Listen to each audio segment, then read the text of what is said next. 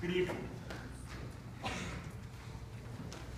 So, I had a really interesting conversation on Sunday evening when I was talking with a good buddy of mine who I was a camp counselor with for a number of years at Camp Time in New Hampshire. And he, had been going to church a long time. We were a youth group together. Just like most folks might, he doesn't go to church all that often anymore. He did go to my ordination, but anyway,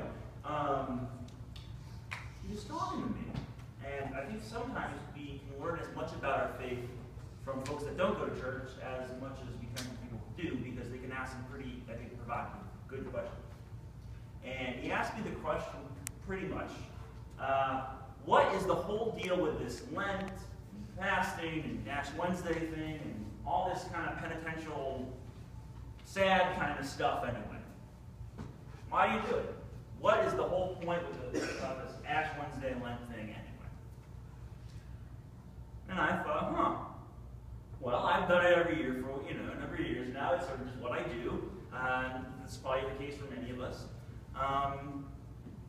And so it was really good. It kind of stopped me in my tracks. Made me think. And he brought in a really interesting example that really helped me start thinking about why we actually do this thing that we do every late winter, early spring. So at camp, when you are a counselor for the oldest kids, which I was, and which he was sometimes as well, every last night is, it wasn't always called this, but pretty much everyone knows it's cry night. Because, these kids have been campers together coming back the same week for like 8 years. They've always grown up together every summer. And this is the last summer where they're going to be campers together. And so that's pretty sad. Some of them are going to go on to be staff. Some of them won't. Everyone has their little summer camp girlfriend, boyfriend, and everything too. They're going to miss them and all that and whatever. But pretty much you stand around the campfire. And the counselors always joked, I wonder how many of the kids are going to cry tonight. And there's always one thing, of course, where the male counselors always sing Somewhere Over the Rainbow, the Hawaiian version, with What a Wonderful World, and that, what I'm talking about, that thing? We always sing that in, manly voice, and everyone cries, and whatever. And he's like, is it like that? Is the point just to make people be sad? Is it just the point? Is the point of Lent just to make people kind of cry or something? I don't think so, right? And I don't think so either. And one thing I thought about was how, right after the Somewhere Over the Rainbow, What a Wonderful World thing, a bunch of the kids, if anyone has something to say, they get a chance to say it. And that's important, I think. They name that. They'll never be able to be campers again. They're sort of kind of transitioning into a different life stage in a way. They're moving on to different new communities, all these sort of things. They say these things, they name them, and then these things that are certainly on their hearts that are bothering them no longer have power because they name them. And I've been having some conversation throughout the week about this question, about what Lent's about, what Ash Wednesday and all the stuff listed in our gospel reading, the fasting and all this sort of stuff. What is that all about? And I think in the end, the reason we do this whole Ash Wednesday Lent thing, all this confession, all this fasting, all of it, is to simply name what's really going on. The reason we do all this Ash Wednesday sort of stuff is to simply name what's really going on, and thereby, in Christ, the power of these difficult things is taken away. So, it's interesting. We live in a world kind of full of artificial realities in different ways. A lot of us spend a lot of time playing video games. We are surrounded all the time by different commercials that will tell us we'll be happy about, and have perfect families that we just buy, the cream that will make our faces look younger, the tooth whitening, toothpaste stuff. I don't know, I'm going to the dentist tomorrow. I heard about this more recently. First time since I was in high school, actually. But anyway, sort of these are kind of, these artificial smiles. that this is where happiness is. And sometimes, especially kind of out in the suburbs, in some ways, life maybe at times we're sometimes sheltered from realities of what's really going on around us. I mean, I mentioned, I think before in a sermon, and that definitely in talking with some of you, that article I thought was really profound a few weeks ago about the number of hungry kids in the Schenectady school district. This is a real thing, right? In our local neighborhood, there's a lot of people who are hungry. And this is the time of the year where we can sort of name those things and not sort of feel guilty about not doing enough of them. That's not the point at all. I think all too often this talk about sin and confession and all this, churches have sort of made people feel guilty with it to like either make them come to church more or give more money or something. No, that's not what this is about.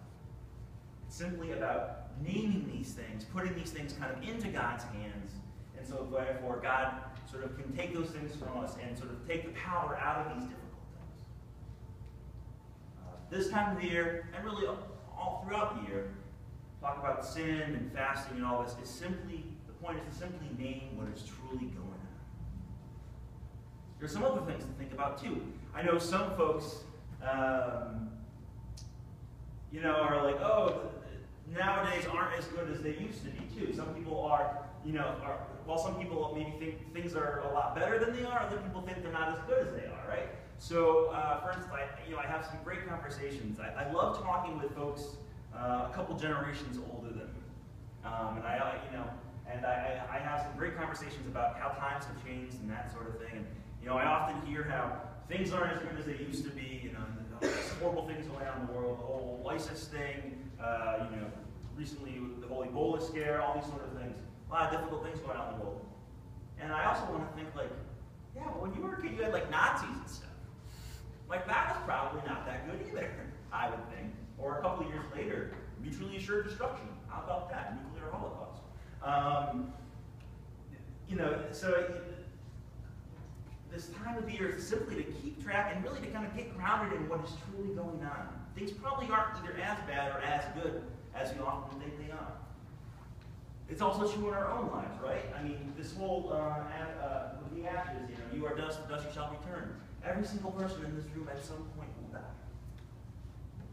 And that is hard to think about, but I think our society especially has a lot of trouble sort of being able to even name death. You hear people say, passed away, or they sometimes try to sugarcoat what death really is rather than just name what it is. And that's, you don't do that to sort of sound all morbid and kind of, get all, goth rockery or something talking about death, but it's simply rather to name what is going on, and those things can therefore be cast into God's hands, and the power from them can be taken away. And we're all sinners too. We all make mistakes. We all also don't even necessarily know how to do the right thing all the time. We might not be perfect parents or perfect kids or perfect siblings or perfect friends, and that's okay. But this time of the year, the whole point of it is sort of to take a little bit of a pause and think about it, to name it, and therefore to have those things taken away. How these things are taken away, I'll just mention one more image that I think I often think about when I'm discussing this whole idea of God present in like the difficult things of life. Has anyone here ever read Elie Wiesel's book Night? Anyone ever heard of it? No. Okay. So Elie Wiesel is a Nobel Prize winner, and he's a Holocaust survivor. And the kind of really central couple pages of the book, the thing that he's most well known for is, and it's a horrible image, but he's in a concentration camp, and a child is hung by some Nazi soldiers or whatever. And he says after experiencing what I experienced, I don't know if I can believe in God, but if I did, the place I think God would most be would be on the gallows with that child. In the idea that, and there's different ways to interpret that, but I think the way I like to interpret it is that in the most difficult things, in sin, in the injustices of our society, in the own extremely difficult things we go through in our lives, whatever we're naming during this Lenten season, that is where God especially shows up. Where God especially is, where God especially promises. Thereby, so when we name these things, especially, God can enter into them and